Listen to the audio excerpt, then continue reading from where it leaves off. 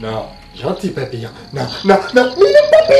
Minute Papillon. La Saint-Valentin. Quelle merveilleuse fête à la con. D'abord païenne, puis religieuse, elle est maintenant surtout marketing. Et oui, si t'oublies le petit cadeau et le restaurant, tu risques de te faire taper sur le bout des doigts. Oh oui, mais Crocomo préfère se faire taper sur le bout de la alors que c'est quand même mieux de prendre soin de sa moitié 365 jours par an plutôt qu'un seul. Tiens ma chérie, des Ferrero Rocher. C'est comme pour la Gay Pride, défiler un jour par an pour la fierté d'être homosexuel. C'est finalement accepter de se cacher et d'avoir honte 364 jours par an. 365 les années bissexuelles. Ah oui, mais Crocomo défile tous les jours lui. Pour définir la fête des amoureux, il faut déjà définir l'amour et l'action d'aimer. Et là ça se corse pour nous pauvres français. Là où les espagnols et même les anglais Généralement dépourvus de vocabulaire. ont plusieurs mots, nous on aime tout et n'importe quoi. Je t'aime chérie, et j'aime la bière. Tu m'as acheté de la bière?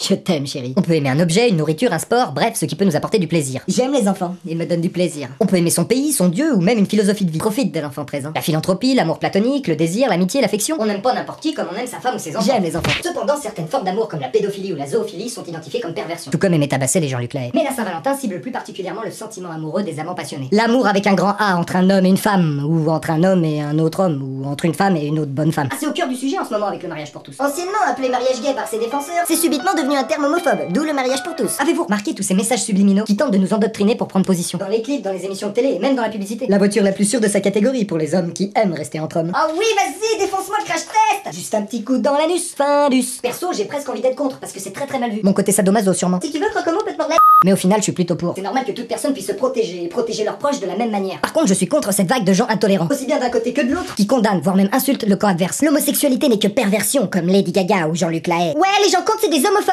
Et les homophobes, c'est des PD. C'est vrai, j'ai bien écouté les deux côtés. Ils ont tous des arguments valables. Pour moi, la personne qui est 100% pour ou 100% contre est obligatoirement aveuglée par son égoïsme. Vu que je me suis mis tout le monde un petit peu à dos, je me permets de parler de l'insémination artificielle. Tu veux que je te parle de ton père? On n'avait pas le droit de se voir à l'époque. On s'était donné rendez-vous à l'hôtel, hein, dans deux chambres séparées évidemment. Il s'est branlé dans une petite fiole et Marie-Pierre, ta deuxième maman, me l'a mis avec une pipette dans la chatte. Mon dieu, ce que c'est romantique. Ah, ça a duré une bonne heure, c'était long et dur. Non, parce qu'en fait, je vais garder les jambes en l'air. Faudrait peut-être réfléchir un petit peu à ce qui en découle. Bah oui, hein, sinon ça coule. Hein, quoi? Comment ça, je me trompe de sujet?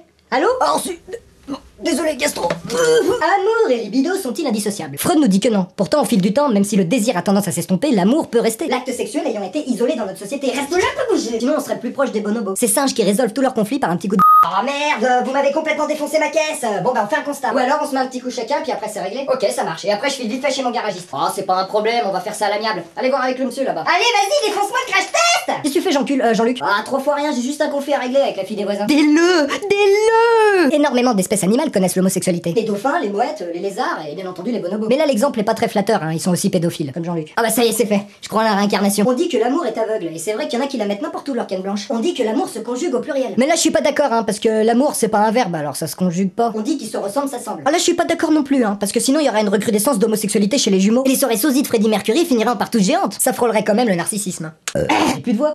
Ça serait ballot. Peut-être encore plus fort que le sentiment d'amour, le besoin d'être aimé nous caractérise. L'amour se définit souvent par le manque créé par sa perte. Certes, l'éviter nous épargnerait de nombreux chagrins. Mais rien ne sert de vivre si on ne cherche pas cet indéfinissable bonheur. Vas-y l'autre, comment il tombe amoureux? La tête de ma mère, c'est une tarlouse.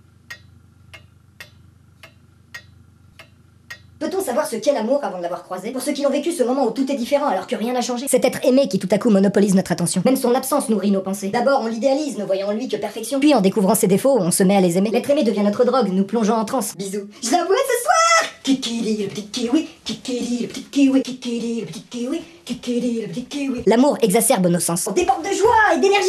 Kikili le petit kiwi, kikili le petit kiwi. Et parfois l'inverse, de tristesse et de jalousie. Tu lui parles encore une fois, je me suicide les veines. C'est ma mère. Les petits détails de la vie quotidienne, jusqu'ici insignifiants, deviennent source de plaisir et d'engouement. S'aimer, c'est rêver ensemble, de jour comme de nuit. L'amour nous fait avancer, changer, grandir et mûrir. Comme quoi, paradoxalement, quand on partage sa vie, on en décuple notre bonheur, nos rires et nos sourires. La tête de ma mère, je partage pas. Je suis un chien, moi, je partage pas ma vie.